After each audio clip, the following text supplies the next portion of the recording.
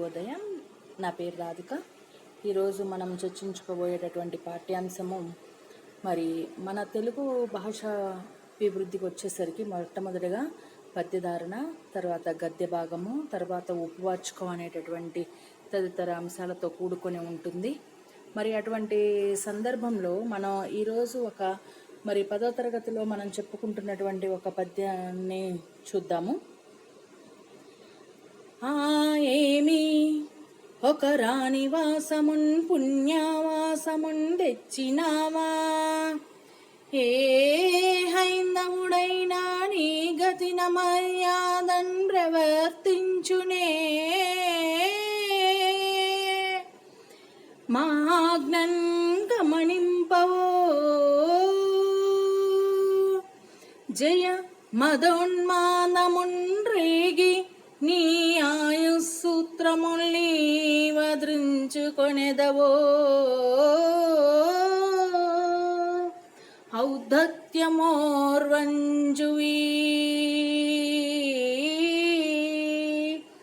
మరి ఈ యొక్క పద్యానికి మనం గనక భావాన్ని గమనిస్తే, ఏమిటి, పుణ్యానికి నిలయమైన ఒక రాణివాసాన్ని బంధించి తీసుకొని వచ్చావా?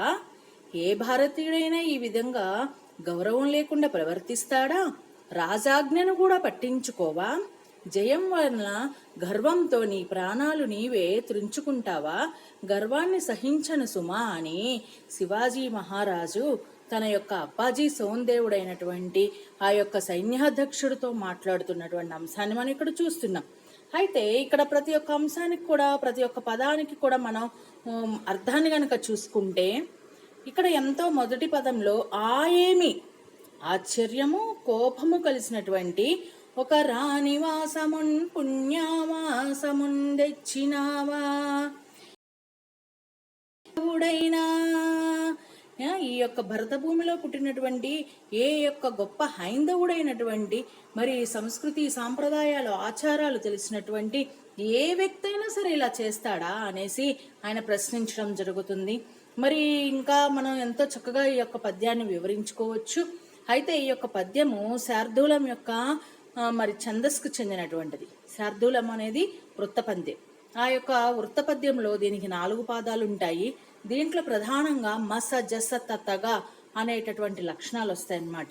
4 పాదాలు ఉంటాయి. ప్రతి పాదంలోని సంఖ్య, అక్షరాల సంఖ్య 19. గణాలు వరుసగా మస జస తతగా ఉంటుంది. మరి యతి ప్రతిపాదంలోను 13వ అక్షరము యతి. ప్రాస పాటించవలెను, ప్రాస యతి చెల్లును. మరి దీంట్లో ఉన్నటువంటి ఉదాహరణగా ఒక్కొక్కటికి మనం చెప్పుకుంటున్నాం. ఈ యొక్క పద్యపాదంలో మనకి పుణ్యావాసము, పుణ్య ప్లస్ ఆవాసము అనేది సవర్ణ దీర్ఘ సంధికి చెందింది. మరి పుణ్యావాసములో మరి యొక్క సవర్ణ దీర్ఘ సంధికి చెందినటువంటి యొక్క పదము, మరి సవర్ణ దీర్ఘ సంధి యొక్క పదము యొక్క నిర్వచనం, మరి సవర్ణ దీర్ఘ సంధి యొక్క సంధి యొక్క నిర్వచనం ఏమిటి అంటే, ఈ ఊరులకు సవర్ణములైన అచ్చులు పరమకున్నప్పుడు ఆ రెండిటికి యొక్క దీర్ఘము ఏకాదేశం అవుతుంది.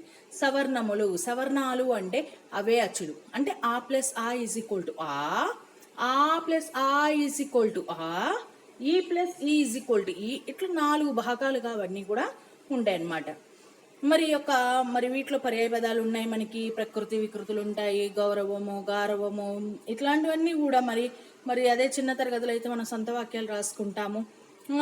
మరి ప్రతి పద్యాన్ని కనుక మనం చూసుకుంటే రాగయుక్తంగా పాడడం అనేది మనకి ఎంతో ముఖ్యం అన్నమాట. మరొక్కసారి నేను పద్యాన్ని పాడి వినిపించాలి అనుకుంటున్నాను. నాకు ఎంతో ఇష్టమైనటువంటి పద్యము. నాకు పద్యధారణ అంటే చాలా ఇష్టము. అలాగే ఛందస్సు అంటే కూడా నాకు చాలా ఇష్టము. ఏమి ఒక రాణివాసమున్ పుణ్యవాసమున్ తెచ్చినావా, ఏ హైందవుడైనా నీ గతి అమర్యాదన్ ప్రవర్తించునే, మా ఆజ్ఞన్ గమనింపవో జయమదోన్మాదమున్ రేగి నీ ఆయుస్సూత్రములి వద్రించుకొనెదవో, ఔద్ధత్యమోర్వంజువి